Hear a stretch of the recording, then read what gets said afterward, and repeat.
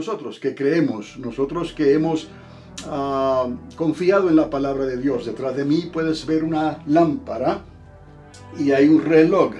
Es como decir, el reloj profético está marcando casi la medianoche.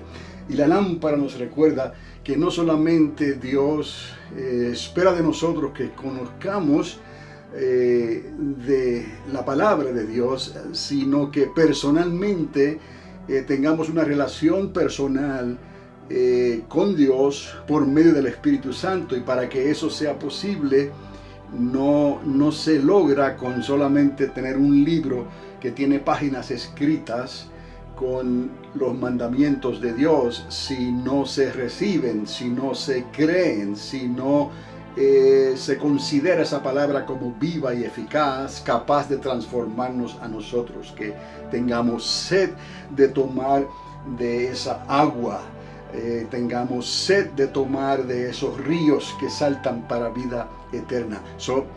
La palabra está representada también como esa lámpara. Lámpara a mis pies es tu palabra y lumbrera en mi camino. Pero la lámpara necesita aceite, y ese aceite es el Espíritu Santo de Dios. Por eso, al comienzo de la iglesia, Dios dio otro mandamiento: que no saliéramos a evangelizar el mundo hasta que no fuéramos llenos, bautizados con Espíritu Santo y fuego. Entonces, todas esas cosas que quizás para algunos parezcan insignificantes tienen grande valor, porque es el fundamento de nuestra fe. No es asunto de decir que hay Dios, porque la misma palabra dice que aún los demonios creen que hay Dios y tiemblan. Eso no es asunto de decir que creen en Dios, es asunto de nacer de nuevo del agua y del Espíritu. Y entonces esa lámpara toma un significado muy distinto, muy diferente. Es una lámpara que está dentro de nosotros, pero que necesita aceite. Y ese aceite es la llenura del Espíritu Santo en nosotros. ¿Por qué es importante este hecho? Porque a la medianoche, dice la palabra, que se escuchará un clamor de la medianoche, vendrá el esposo. Viene Jesús de Nazaret a buscar a su pueblo, a buscar a aquellos que han creído en Él, a buscar a aquellos que tienen lámpara y aceite. ¿Por qué decimos esto? Porque el Señor mismo expone a aquellos que decían que eran también creyentes, y Jesús le dijo: no todo el que me llame Señor, Señor entrará a mi reino, al primer reino, sino aquellos que hacen la voluntad de mi Padre. La voluntad de Dios es que nazcas del agua y del Espíritu, y te dio mandamientos: sed llenos del Espíritu Santo, sed bautizados con Espíritu Santo y fuego. Por lo tanto, en esa ilustración que Dios hace con la iglesia que está dormida, y digamos la mitad de la iglesia tenía la lámpara con aceite y la otra mitad solamente tenía lámpara, pero toda la iglesia se durmió. Y cuando se escuchó el clamor de la medianoche, la decisión y la instrucción fue clara, ¿no? Los que tenían lámpara con aceite entrarían al primer reino, y los que no tenían aceite en sus lámparas no pudieron entrar, y se cerró la puerta.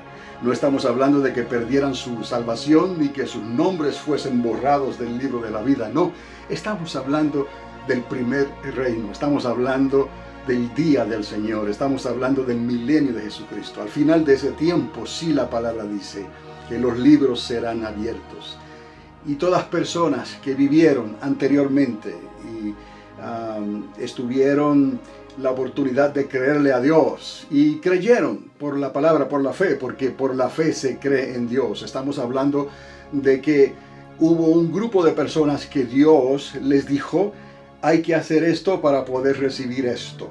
El reino de los cielos sufre violencia y los violentos lo arrebatan. Buscad primeramente el reino de Dios y su justicia, y todo lo demás os será añadido.